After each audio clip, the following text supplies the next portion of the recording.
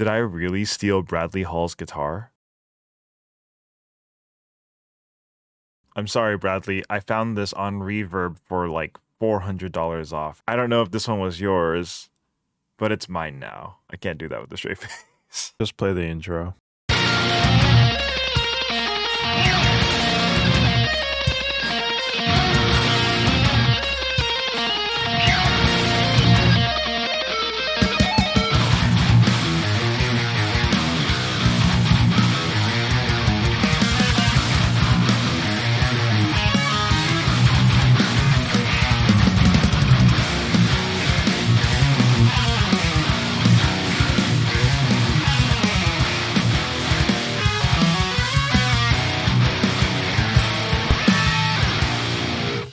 I'm Goose, and let's go over this guitar. This is an Ibanez RGD71AL-ANB. Ibanez, why are you like this? This is a 7-string, 26.5-inch scale Ibanez that looks just absolutely phenomenal. And as mentioned before, Bradley Hall uses this guitar, as well as Chris from Shadow of Intent and Grant from Unleash the Archers. I actually got mine signed by Grant and the rest of Unleash the Archers as well, so I'm kind of biased. Joking aside though, well, I guess I'm not really joking, I am probably biased. With this guitar, I actually want to get the cons out of the way first, which is opposite of what I usually would do. There's only two things about this guitar which could be improved. The first thing is the nut. This guitar MSRP's at about $1,100, $1,200. A plastic nut at that price is kind of crappy. With the Solar that I owned and the Schecter, they both had graphite nuts and are way less money than this guitar. This causes a lot of tuning issues actually, so I'm gonna see if y'all can hear what I mean.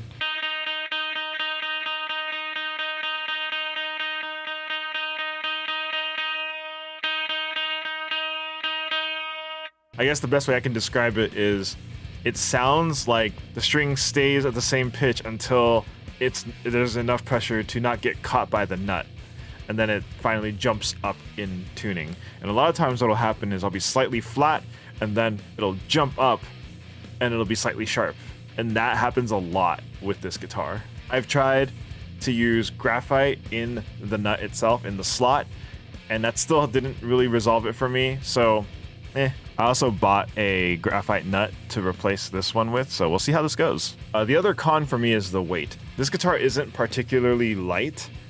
It is a swamp ash body, but it is actually one of the heavier guitars I own. My Solar was slightly lighter than this, but my 8-string Schecter is actually lighter than this by like half a pound. That's not a huge issue. I know there are a lot of people who like heavy guitars. I would prefer lighter guitars, mostly because I have spine issues, but that is just a me thing. So I'm not going to dock too many points off of this, but it is something to note. And I've heard every cut of wood, despite being the same kind of wood, could be different, so maybe I just got slightly unlucky with the heavier one. Who knows? On to the good stuff. The neck shape of this guitar is just incredible. I didn't know what the Ibanez Wizard neck was until I picked one up at Guitar Center one time, and I immediately was hoping when I ordered this one that it would have something very similar. And yes, it is a very thin neck, and it has just like a D shape, and it is so comfortable for me. I have no issues with this guitar in terms of comfort. It is by far the most comfortable neck I've played on. This is including my Kiesel, my Edwards, and my Schecter as well. Like this is the most comfortable for me. The pickups also. I've read on forums that the Fusion Edge are not what people expected them to be, but I don't know what people expected because they sound great to me.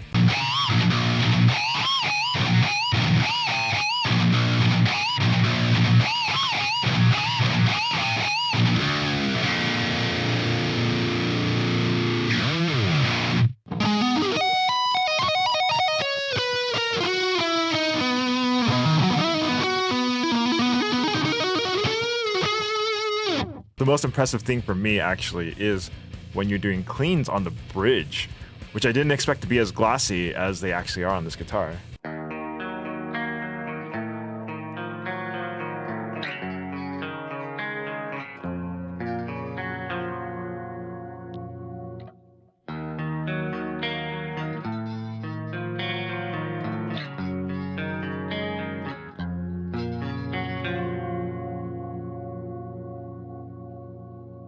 So yeah, I think this guitar sounds amazing, absolutely amazing.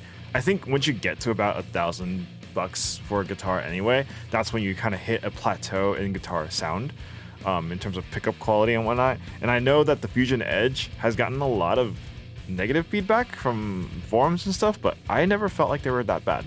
They're a little hot, but for cleans, they don't, at least for me, they don't sound like they're pushing the amp or anything. For distorted sounds, they don't sound muddy at all. And they actually have a very good high end too, that doesn't sound shrill. So I have a very different experience than a lot of the other people on forums for some reason. I don't know. One of the biggest pros though is I feel like so many people really just love the look of this guitar. It's absolutely like the fanciest coffee table you've ever seen. That's the look that it basically is. And aside from the fact that it's a matte finish on top, meaning that over time you're going to wear it down. You can even see on mine, there's like a little spot right here where my wrist sometimes rests when I'm playing that will just get glossed up because you're just eventually wearing out the satin finish. But it's still a very, very pretty guitar to look at, and I'm looking to maybe just refinish this to be more consistent in the future. It's not something that's undoable, so I'm not complaining too much. All right, so the last thing I want to talk about is unique feel. So I've owned probably 4 or 5 guitars from Indonesia. I don't know if they're from the same factory, but I'm presuming so because the stamp behind the headstock seems very similar between all of them. But when I picked up my Solar and when I picked up my Schecter Banshee, they felt like the same guitar. Those guitars felt like they were just made like side by side with each other, and they're not all that different from each other. When I picked them up, it doesn't feel like picking up a Solar felt unique or special to me. It felt very similar to the Schecter I had actually.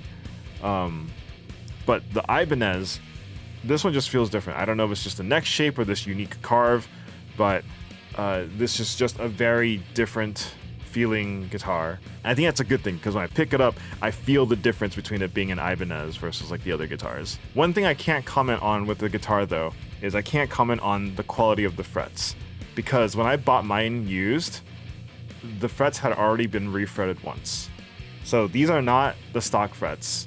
If I were to just judge it by the refretted frets, I would be very disappointed in the fret quality because they were not great, but they weren't the stock frets. So I don't know. That being the only thing I'm really unsure about with this guitar, I think this guitar is great. It just plays so well. Every time I record, it has always been the guitar I grab to record. It is just the one that I want to play on the most, the one I feel like is more suited to my playing style, and it just feels perfect to me. I can see exactly why people like Bradley and Chris Wiseman and Grant play this guitar. It is that good. It is really, really good, especially for the price. I don't think you can beat this guitar for that price. All right, well, that's going to do it for me. My next video is going to be about the Rev G3, and we're going to see how it works as a preamp pedal as well as a distortion pedal in front of a clean channel. Subscribe if you want to keep updated on that, as well as the random shorts that I post every now and then. Like if you like this video, and thank y'all so much for watching this. I really appreciate it. Take care, everyone.